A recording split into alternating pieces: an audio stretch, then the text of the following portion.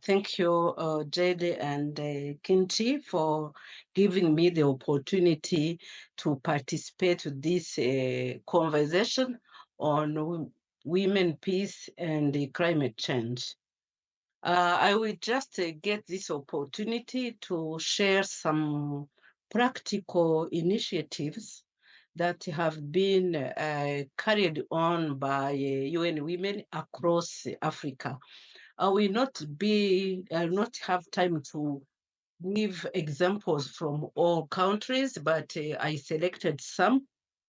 And if need be, later on, we can even write an article on this, including other countries. And also, even possibly, we can also do some kind of interviews of women. So I think there is no need to stress the negative impact of climate change on globally, locally, everywhere, and on everybody. But we can say that the negative impact on women, especially women farmers, are very high. Women are disproportionately affected by the negative impact of climate change.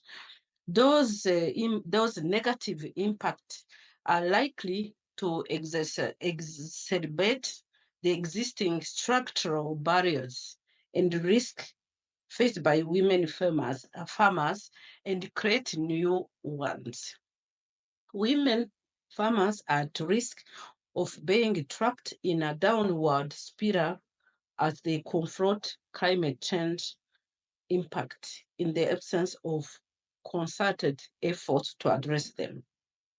Addressing gender gap in agriculture through informed investment and intervention that remove structural barriers and promote equal access to land and other productive resources represent a huge opportunity for women's empowerment and socio-economic development.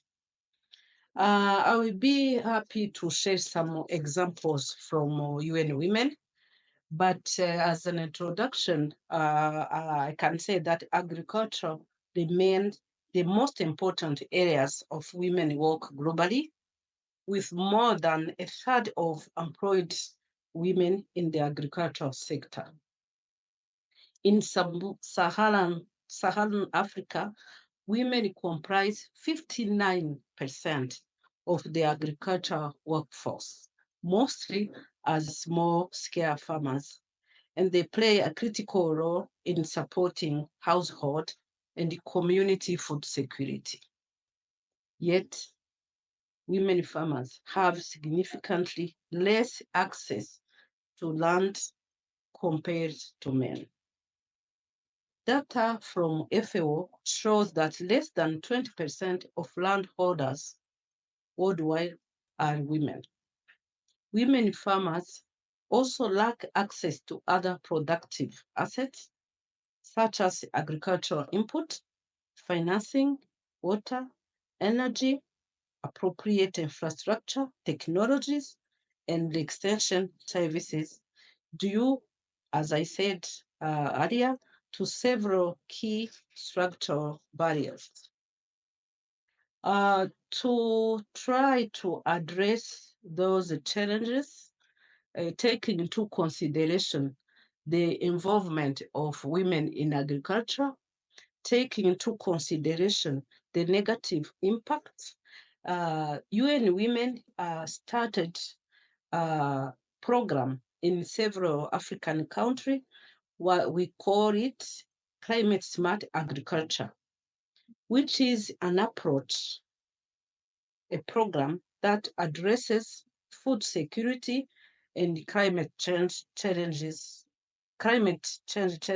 jointly. This approach has three pillars. One is sustainably increase agricultural productivity and income. The second is to adapt and build resilience to climate change. And thirdly, to reduce and or remove greenhouse gases emissions where possible. Climate smart agriculture was identified as a priority in the UN Women Plan, strategic plan. It has the potential to address the gender gap and cost in agriculture, which can have transformational impact on women's lives. The framework has 4 outcomes area. One is gender responsive climate smart policies and increase of women land tenure security.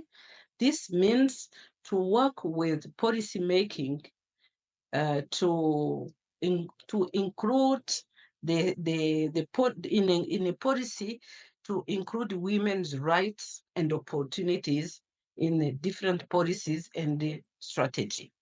The second is increasing farmers' access to climate smart information. As you know, women, especially those living in rural area, they have very little access to information. So this is also the second outcome or objective of this program. And the third is increasing women farmers' access to finance so that they can have money to invest in climate smart agriculture. And fourth, to increase women farmers' access to higher added value markets. So those are the 4 outcomes of this program. So in Uganda, I want to give examples from countries. For example, in Uganda, UN Women has supported women in cage fish farming on Lake Victoria in the Bugiri district. 1,400 women have been equipped with the skills and technology needed to run successful aquaculture operations through technical training, mentorship program, access to input, including feeds and business management skills. In Ethiopia, the 3,408 women have been supported in climate smart agriculture technology through improved seeds, poultry production, dairy processing, market enterprises, and credit cooperatives. 549 national and local functionaries capacitated in gender mainstreaming and gender responsive climate smart agriculture. In Kenya, 2,665 rural farmers, women, were reached out through adoption of climate smart agriculture technology, including vertical and sunken kitchen gardens and utilization of locally improved multifunctional brooders for indigenous chicken farming. The 15 climate smart agriculture practices, including kitchen gardening, conservation agriculture, and fodder and pasture production on 1,598 hectares of farm land, which increased from 714 hectares in 2022. In Malawi, 10,401 women farmers have been supported with high yield disease and drought tolerant groundnut seeds, and thus doubling groundnut productivity in terms of yield. Implementation of modern farming methods that conserve moisture and optimize land use of weather forecast information for timely planting and groundnuts. So smallholder farmers adopted climate smart agriculture related agronomic practices, including low planting, use of certified seeds, of improved groundnut variety, and using weather forecast information. Just to give, that is just a few examples in some countries. But as I said, for example, I did not cover other countries like Senegal, like Mali. But if need be, I can write a full article on this and share.